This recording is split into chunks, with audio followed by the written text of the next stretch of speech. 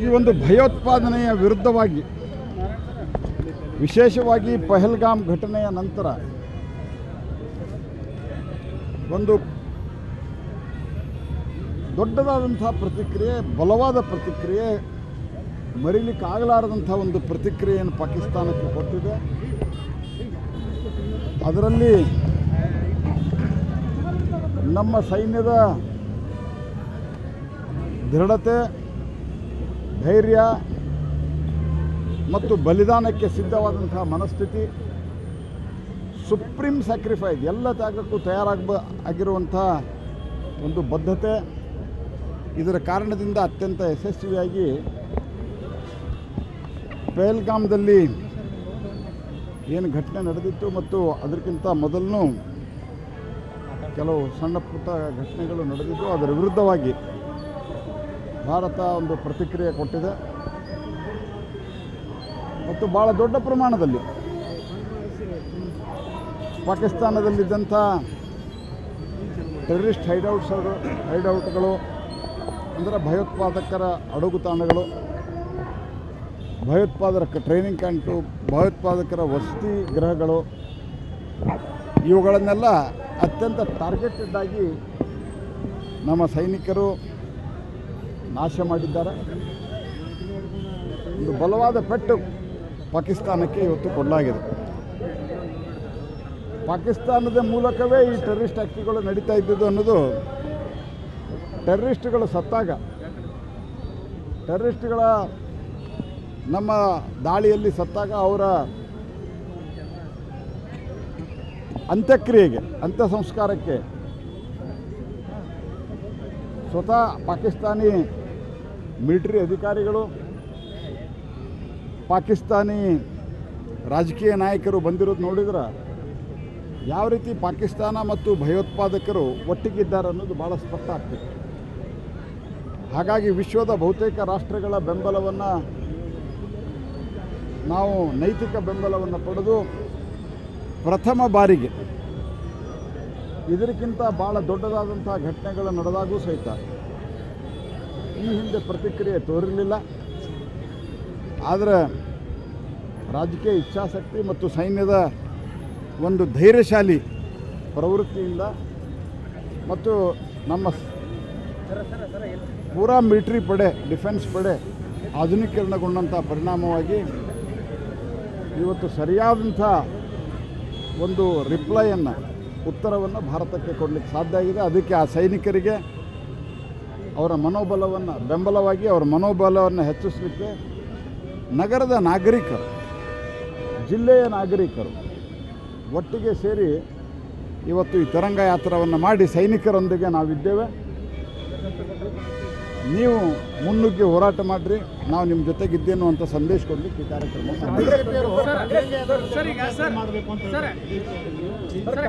ಕಾಂಗ್ರೆಸ್ ಅನೇಕ ನಾಯಕರು ಹೇಳ್ತಾರೆ ತಿರಂಗ ಯಾತ್ರೆಗೆ ವಿರೋಧ ಮಾಡ್ತಾರೆ, ಟ್ರಂಪ್ ಯಾತ್ರೆ ಮಾಡ್ಬೇಕು, ಅವರೇ ನಿಲ್ಲಿಸಿದ್ದಾರೆ ಅಂತ ಹೇಳ್ತಾ ಇದ್ದಾರೆ. ನೋಡ್ರಿ, ನಾ ಹೇಳೋದು ಅವರಿಗೆ ಉತ್ತರ ಕೊಡೋದ್ರಾಗ ಅರ್ಥನೇ ಇಲ್ಲ. ನಾವು ಇದನ್ನು ಪೊಲಿಟಿಸೈಸ್ ನಾವು ಮಾಡಿಲ್ಲ ಇಲ್ಲಿ ತನಕ. ಆದ್ರೆ ನಾ ಕೇಳೋದು, ಹಳೆ ಇತಿಹಾಸ ಬಿಡ್ರಿ, 10 ವರ್ಷದಾಗ UPA ಕಾಲದ 10 ವರ್ಷದಾಗ ಎಷ್ಟು ಭಯೋತ್ಪಾದನಾ ಆ್ಯಕ್ಟಿವಿಟಿ ಆಗಿದ್ದು?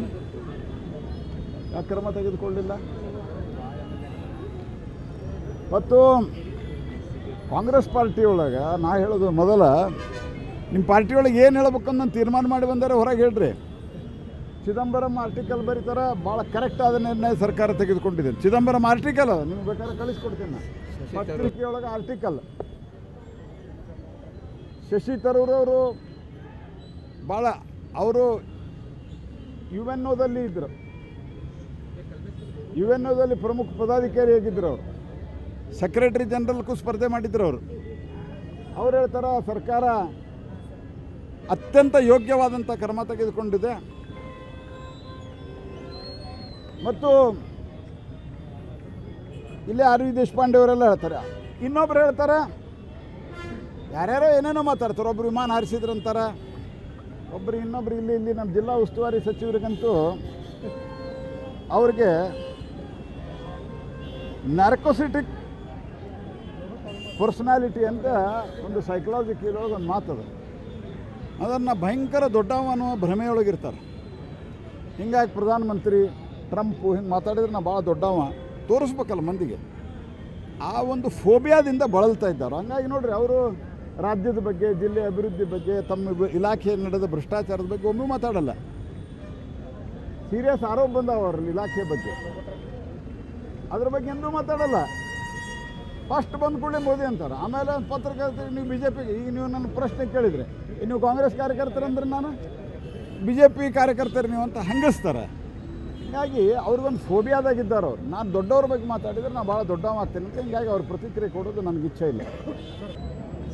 ಸರ್ ಅವ್ರು ಹೇಳೋದು ಇನ್ನೊಂದು ಆರೋಪ ಏನಂದ್ರೆ ಪ್ಲಾನ್ ಮಾಡ್ಕೊಂಡು ಇವರೇ ಒಳಗೆ ಬಿಟ್ರೆ ಅಂತ, ಪಾಕಿಸ್ತಾನ ಸೈನಿಕರನ್ನ ಪ್ಲಾನ್ ಮಾಡ್ಕೊಂಡು ಒಳಗೆ ಕರ್ಸ್ಕೊಂಡು. ನೋಡ್ರಿ, ಇವೆಲ್ಲ ಪಾಕಿಸ್ತಾನಕ್ಕೆ ಸಹಾಯ ಆಗ್ತದೆ. ಇದರಿಂದ ಪಾಕಿಸ್ತಾನಕ್ಕೆ ನಾವೇನು ಜಗತ್ತಿಗೆ ಇವತ್ತು ಅವ್ರನ್ನ ಏಕಾಂಗಿ ಮಾಡೀವಿ, ಐಸೋಲೇಟ್ ಮಾಡೀವಿ. ಪಾಕಿಸ್ತಾನದ ಭಾಷೆ ಇದು, ಮತ್ತು ಕಾಂಗ್ರೆಸ್ ಯಾವಾಗಲೂ ಪಾಕಿಸ್ತಾನದ ಭಾಷೆಯನ್ನು ಮಾತನಾಡ್ತಾ ಇದೆ ಅನ್ನೋದು ನಮ್ಮೆಲ್ಲರಿಗೂ ಗೊತ್ತಿದೆ. ಅವ್ರೇನು ಮಾತಾಡ್ತಾರೆ ಇವರು ಹಂಗೆ ಮಾತಾಡ್ತಾರೆ. ಅವ್ರು ಹಿಂದೂ ಟೆರರ್ ಅಂದರು, ಇವರು ಹಿಂದೂ ಟೆರರ್ ಅಂದರು. ಆರ್ಟಿಕಲ್ 370 ಅಂದಾಗ ಪಾಕಿಸ್ತಾನ ಬ್ಲ್ಯಾಕ್ ಡೇ ಅಂತು, ಕಾಂಗ್ರೆಸ್ಸು ಬ್ಲ್ಯಾಕ್ ಡೇ ಅಂತು.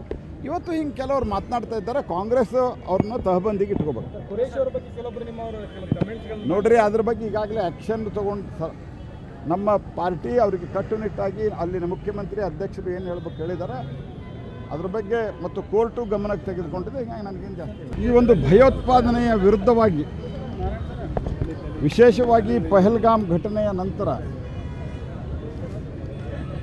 ಒಂದು ದೊಡ್ಡದಾದಂಥ ಪ್ರತಿಕ್ರಿಯೆ, ಬಲವಾದ ಪ್ರತಿಕ್ರಿಯೆ, ಮರಿಲಿಕ್ಕಾಗಲಾರದಂಥ ಒಂದು ಪ್ರತಿಕ್ರಿಯೆಯನ್ನು ಪಾಕಿಸ್ತಾನಕ್ಕೆ ಕೊಟ್ಟಿದೆ. ಅದರಲ್ಲಿ ನಮ್ಮ ಸೈನ್ಯದ ದೃಢತೆ, ಧೈರ್ಯ ಮತ್ತು ಬಲಿದಾನಕ್ಕೆ ಸಿದ್ಧವಾದಂಥ ಮನಸ್ಥಿತಿ, ಸುಪ್ರೀಂ ಸ್ಯಾಕ್ರಿಫೈಸ್, ಎಲ್ಲ ತ್ಯಾಗಕ್ಕೂ ಆಗಿರುವಂಥ ಒಂದು ಬದ್ಧತೆ, ಇದರ ಕಾರಣದಿಂದ ಅತ್ಯಂತ ಯಶಸ್ವಿಯಾಗಿ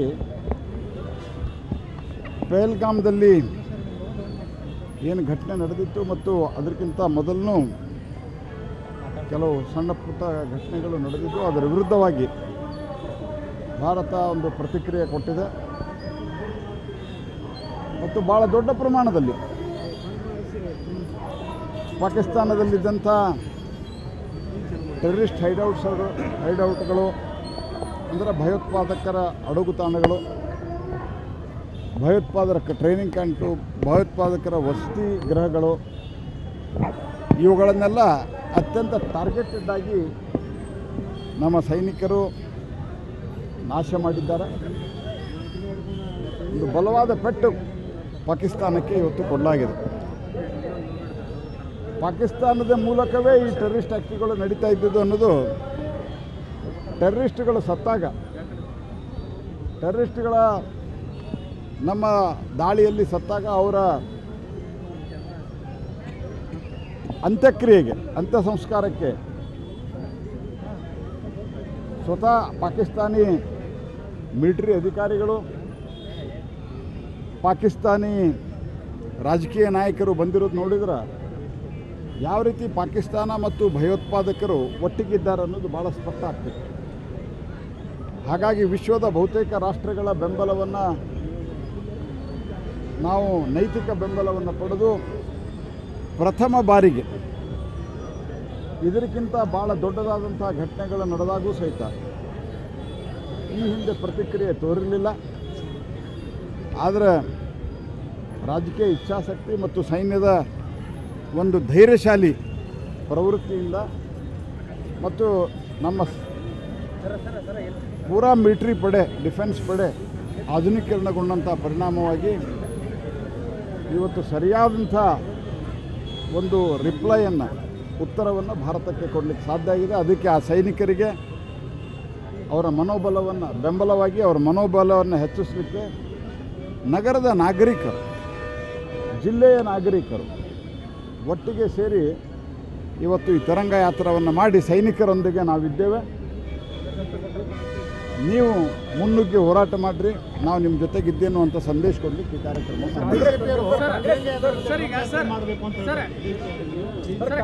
ಕಾಂಗ್ರೆಸ್ ಅನೇಕ ನಾಯಕರು ಹೇಳ್ತಾರೆ ತಿರಂಗ ಯಾತ್ರೆಗೆ ವಿರೋಧ ಮಾಡ್ತಾರೆ, ಟ್ರಂಪ್ ಯಾತ್ರೆ ಮಾಡ್ಬೇಕು ಅವರೇ ನಿಲ್ಸಿದ್ದಾರೆ ಅಂತ ಹೇಳ್ತಾ ಇದ್ದಾರೆ. ನೋಡ್ರಿ, ನಾ ಹೇಳೋದು ಅವರಿಗೆ ಉತ್ತರ ಕೊಡೋದ್ರಾಗ ಅರ್ಥನೇ ಇಲ್ಲ. ನಾವು ಇದನ್ನು ಪೊಲಿಟಿಸೈಸ್ ನಾವು ಮಾಡಿಲ್ಲ ಇಲ್ಲಿ ತನಕ. ಆದ್ರೆ ನಾ ಕೇಳೋದು ಹಳೆ ಇತಿಹಾಸ ಬಿಡ್ರಿ. 10 ವರ್ಷದಾಗ UPA ಕಾಲದ 10 ವರ್ಷದಾಗ ಎಷ್ಟು ಭಯೋತ್ಪಾದನೆ ಆ್ಯಕ್ಟಿವಿಟಿ ಆಗಿದ್ದು? ಯಾಕೆ ಕ್ರಮ ತೆಗೆದುಕೊಳ್ಳಿಲ್ಲ? ಮತ್ತು ಕಾಂಗ್ರೆಸ್ ಪಾರ್ಟಿ ಒಳಗೆ ನಾ ಹೇಳೋದು ಮೊದಲ ನಿಮ್ಮ ಪಾರ್ಟಿ ಒಳಗೆ ಏನು ಹೇಳ್ಬೇಕಂತ ನಾನು ತೀರ್ಮಾನ ಮಾಡಿ ಬಂದರೆ ಹೊರಗೆ ಹೇಳ್ರಿ. ಚಿದಂಬರಂ ಆರ್ಟಿಕಲ್ ಬರೀತಾರೆ, ಭಾಳ ಕರೆಕ್ಟ್ ಆದ ನಿರ್ಣಯ ಸರ್ಕಾರ ತೆಗೆದುಕೊಂಡಿದೆ. ಚಿದಂಬರಂ ಆರ್ಟಿಕಲ್ ನಿಮ್ಗೆ ಬೇಕಾದ್ರೆ ಕಳಿಸ್ಕೊಡ್ತೀನಿ ನಾನು.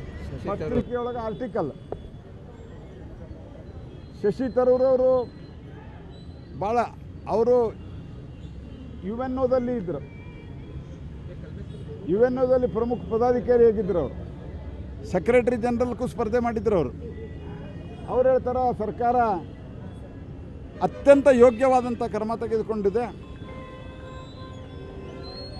ಮತ್ತು ಇಲ್ಲೇ RV ದೇಶಪಾಂಡೆ ಅವರೆಲ್ಲ ಹೇಳ್ತಾರೆ.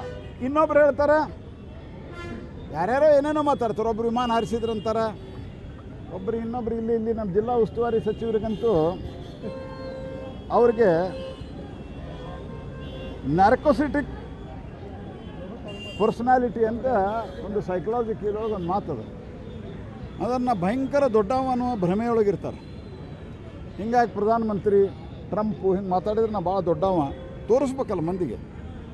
ಆ ಒಂದು ಫೋಬಿಯಾದಿಂದ ಬಳಲ್ತಾ ಇದ್ದಾರೆ. ಹಂಗಾಗಿ ನೋಡಿರಿ, ಅವರು ರಾಜ್ಯದ ಬಗ್ಗೆ, ಜಿಲ್ಲೆ ಅಭಿವೃದ್ಧಿ ಬಗ್ಗೆ, ತಮ್ಮ ಇಲಾಖೆಯಲ್ಲಿ ನಡೆದ ಭ್ರಷ್ಟಾಚಾರದ ಬಗ್ಗೆ ಒಮ್ಮೆ ಮಾತಾಡಲ್ಲ. ಸೀರಿಯಸ್ ಆರೋಪ ಬಂದಾವ ಅವ್ರ ಇಲಾಖೆ ಬಗ್ಗೆ, ಅದ್ರ ಬಗ್ಗೆ ಎಂದೂ ಮಾತಾಡಲ್ಲ. ಫಸ್ಟ್ ಬಂದ ಕೂಡಲೇ ಮೋದಿ ಅಂತಾರೆ. ಆಮೇಲೆ ಪತ್ರಕರ್ತರು ನೀವು BJP, ಈಗ ನೀವು ನನ್ನ ಪ್ರಶ್ನೆ ಕೇಳಿದರೆ ನೀವು ಕಾಂಗ್ರೆಸ್ ಕಾರ್ಯಕರ್ತರಂದ್ರೆ ನಾನು BJP ಕಾರ್ಯಕರ್ತರು ನೀವು ಅಂತ ಹಂಗಿಸ್ತಾರೆ. ಹೀಗಾಗಿ ಅವ್ರಿಗೊಂದು ಫೋಬಿಯಾದಾಗಿದ್ದಾರೆ ಅವ್ರು. ನಾನು ದೊಡ್ಡವ್ರ ಬಗ್ಗೆ ಮಾತಾಡಿದರೆ ನಾನು ಭಾಳ ದೊಡ್ಡವ ಆಗ್ತೇನೆ ಅಂತ. ಹೀಗಾಗಿ ಅವ್ರ ಪ್ರತಿಕ್ರಿಯೆ ಕೊಡೋದು ನನಗೆ ಇಚ್ಛೆ ಇಲ್ಲ. ಸರ್ ಅವ್ರು ಹೇಳೋದು ಇನ್ನೊಂದು ಆರೋಪ ಏನಂದ್ರೆ ಪ್ಲಾನ್ ಮಾಡ್ಕೊಂಡು ಇವರೇ ಒಳಗೆ ಬಿಟ್ರೆ ಅಂತ, ಪಾಕಿಸ್ತಾನ ಸೈನಿಕರನ್ನ ಪ್ಲಾನ್ ಮಾಡ್ಕೊಂಡು ಒಳಗೆ ಕರ್ಸ್ಕೊಂಡು. ನೋಡ್ರಿ, ಇವೆಲ್ಲ ಪಾಕಿಸ್ತಾನಕ್ಕೆ ಸಹಾಯ ಆಗ್ತದೆ. ಇದರಿಂದ ಪಾಕಿಸ್ತಾನಕ್ಕೆ ನಾವೇನು ಜಗತ್ತಿಗೆ ಇವತ್ತು ಅವ್ರನ್ನ ಏಕಾಂಗಿ ಮಾಡೀವಿ, ಐಸೋಲೇಟ್ ಮಾಡೀವಿ. ಪಾಕಿಸ್ತಾನದ ಭಾಷೆ ಇದು. ಮತ್ತು ಕಾಂಗ್ರೆಸ್ ಯಾವಾಗಲೂ ಪಾಕಿಸ್ತಾನದ ಭಾಷೆಯನ್ನು ಮಾತನಾಡ್ತಾ ಇದೆ ಅನ್ನೋದು ನಮ್ಮೆಲ್ಲರಿಗೂ ಗೊತ್ತಿದೆ. ಅವ್ರೇನು ಮಾತಾಡ್ತಾರೆ, ಇವರು ಹಂಗೆ ಮಾತಾಡ್ತಾರೆ. ಅವ್ರು ಹಿಂದೂ ಟೆರರ್ ಅಂದರು, ಇವರು ಹಿಂದೂ ಟೆರರ್ ಅಂದರು. ಆರ್ಟಿಕಲ್ 370 ಅಂದಾಗ ಪಾಕಿಸ್ತಾನ ಬ್ಲ್ಯಾಕ್ ಡೇ ಅಂತು, ಕಾಂಗ್ರೆಸ್ಸು ಬ್ಲ್ಯಾಕ್ ಡೇ ಅಂತು. ಇವತ್ತು ಹಿಂಗೆ ಕೆಲವ್ರು ಮಾತನಾಡ್ತಾ ಇದ್ದಾರೆ. ಕಾಂಗ್ರೆಸ್ ಅವ್ರನ್ನ ತಹಬಂದಿಗೆ ಇಟ್ಕೋಬೇಕು. ನೋಡ್ರಿ, ಅದ್ರ ಬಗ್ಗೆ ಈಗಾಗಲೇ ಆ್ಯಕ್ಷನ್ ತೊಗೊಂಡು ನಮ್ಮ ಪಾರ್ಟಿ ಅವರಿಗೆ ಕಟ್ಟುನಿಟ್ಟಾಗಿ ಅಲ್ಲಿನ ಮುಖ್ಯಮಂತ್ರಿ ಅಧ್ಯಕ್ಷರು ಏನು ಹೇಳ್ಬೇಕು ಹೇಳಿದ್ದಾರೆ. ಅದ್ರ ಬಗ್ಗೆ ಮತ್ತು ಕೋರ್ಟು ಗಮನಕ್ಕೆ ತೆಗೆದುಕೊಂಡಿದೆ. ಹೀಗಾಗಿ ನನಗೇನು ಜಾಸ್ತಿ ಇಲ್ಲ.